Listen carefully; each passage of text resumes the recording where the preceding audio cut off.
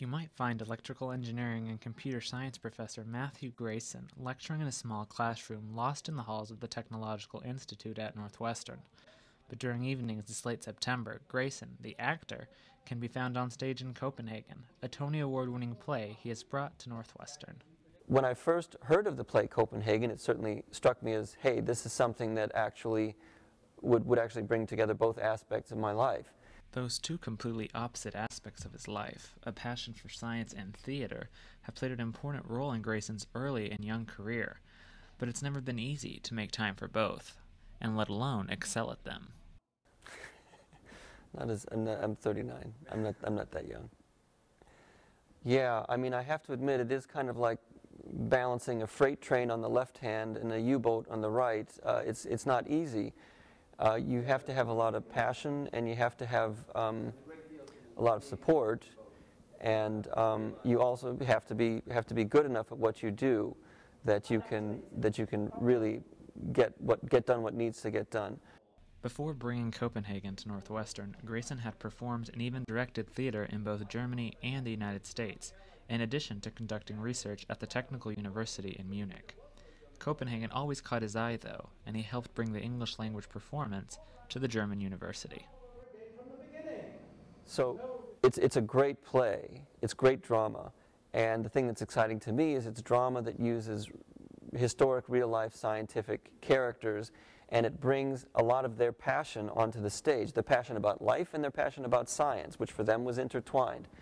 Grayson interprets the role of German Nobel Prize-winning physicist Werner Heisenberg, a complicated character who comes to Copenhagen, Denmark, to visit his friend and mentor Niels Bohr and his wife Margrethe, played by British actors Mansell David and Alison Sanford Mackenzie.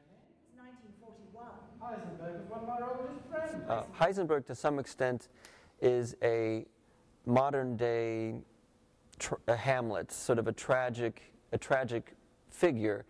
He goes through his life, this experience of being a brilliant scientist caught inside of an oppressive totalitarian regime in Nazi Germany, and being torn between his sense of duty to protect and defend his own country, which he loves, and his sense of morality. And as a great philosopher, he was very aware of ethics and morality, of what would happen if nuclear weapons were to end up in the wrong hands, which was basically the hands of the people he was working for. Germany is where I was born. Germany is where I became what I am. Germany is all the faces of my childhood, all the hands that picked me up when I fell, all the voices that encouraged me and set me on my way, all the hearts that speak to my heart. Germany is my widowed mother and my impossible brother. Germany is my wife. Germany is our children. I have to know what I'm deciding for them. The play is a part of a new outreach initiative at McCormick called ETOPiA, the Engineering Transdisciplinary Outreach Project in the Arts, and it hopes to connect with students of all academic interests and backgrounds, and Grayson thinks it will leave a lasting impression. It's like a documentary being brought to life. You get to see that these were real people, and to let everyone, these students, realize that they are the next generation. They are the same people. They're just as alive as these people were. And they'll be confronted with the same difficult decisions. And they will be put to the test, and they will have to decide how they will respond in their lives. In his own life, Grayson is quick to point out that he's a researcher and professor first, but that hobbies can come in handy at the right times. And it's nice to be able to have a hobby where you can start a project, accomplish something, and really point back to it within a period of 2 months and say, look what I did. So to some extent, theater, drama was a sanity check to get through graduate school. A man with such disparate interests and skills, Grayson recognizes some of Heisenberg in himself. But deep down, he hopes for a different ending. And when I see Heisenberg running all over the place like this, I recognize a certain of that in myself.